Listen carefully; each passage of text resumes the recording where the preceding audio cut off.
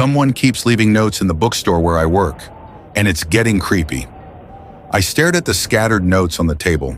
Someone had carefully cut out letters from newspapers and arranged them to spell hello, just sitting there on the new arrivals table, under the soft glow of the reading lamp. I sighed. Probably just some teenagers messing around. It was a small bookstore, and we often had the same customers.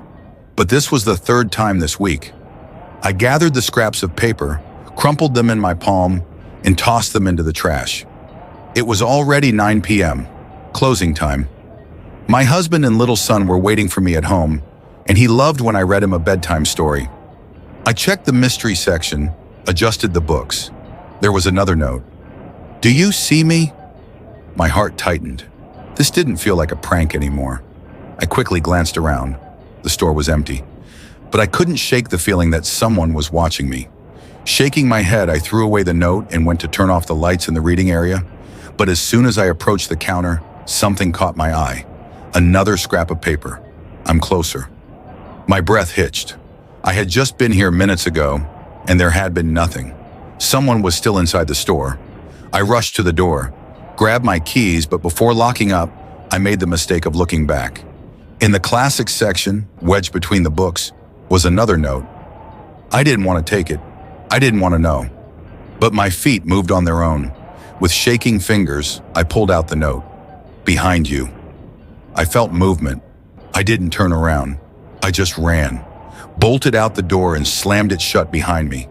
Through the glass in the darkened bookstore, something stirred. I never went back to that job.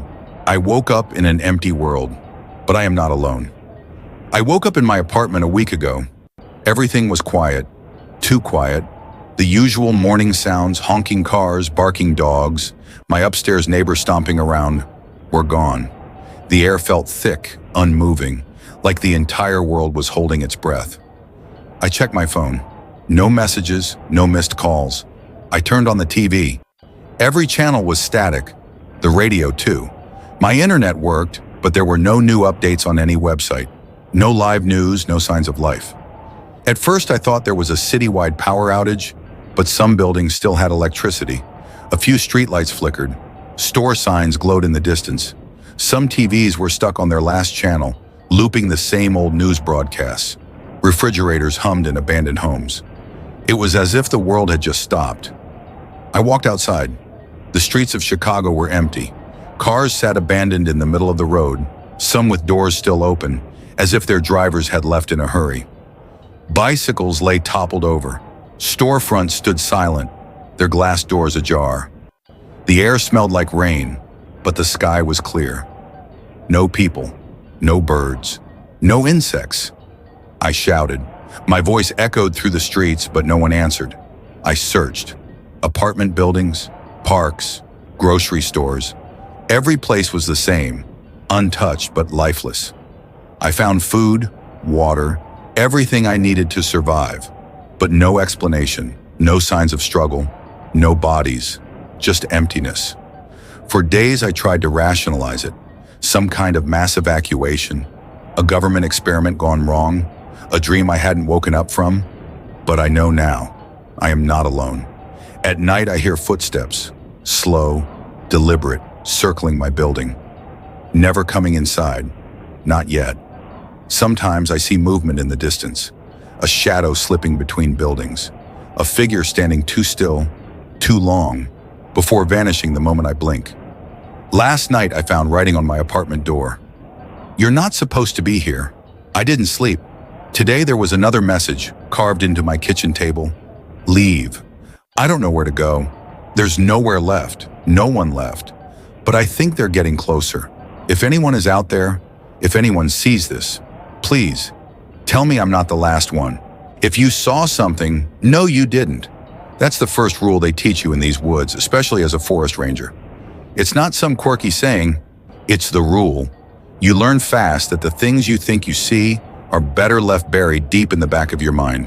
Because when you start asking questions about those things, when you start telling people about them, bad things happen, real bad. I've been a ranger for almost 5 years now, and I'd like to say that I have a handle on things.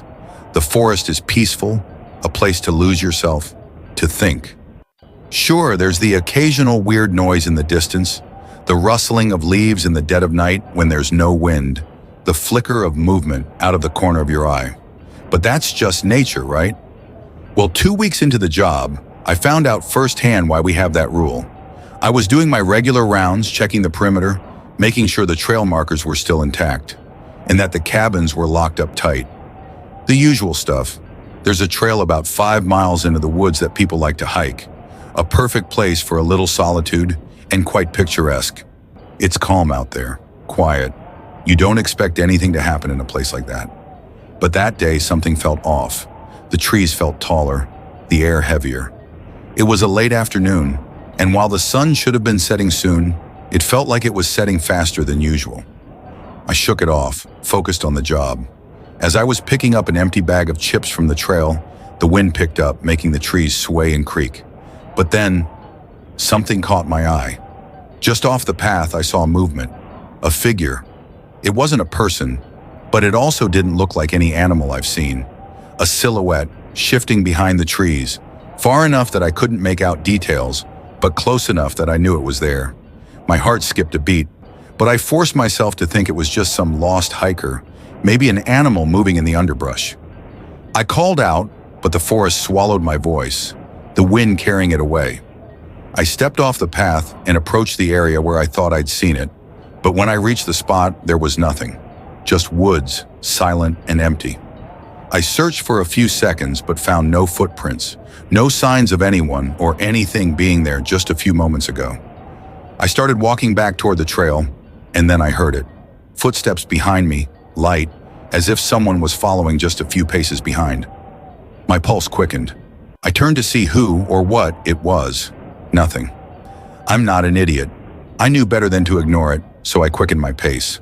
I tried to convince myself it was the wind, a trick of the mind, but the footsteps didn't stop.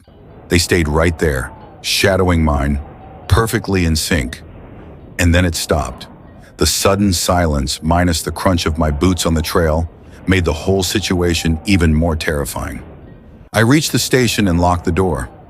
After a few minutes of nothing, I sat behind the desk, chuckling at myself for getting all worked up, and for believing the other rangers' stories. A couple of them even went as far as to claim they saw stuff.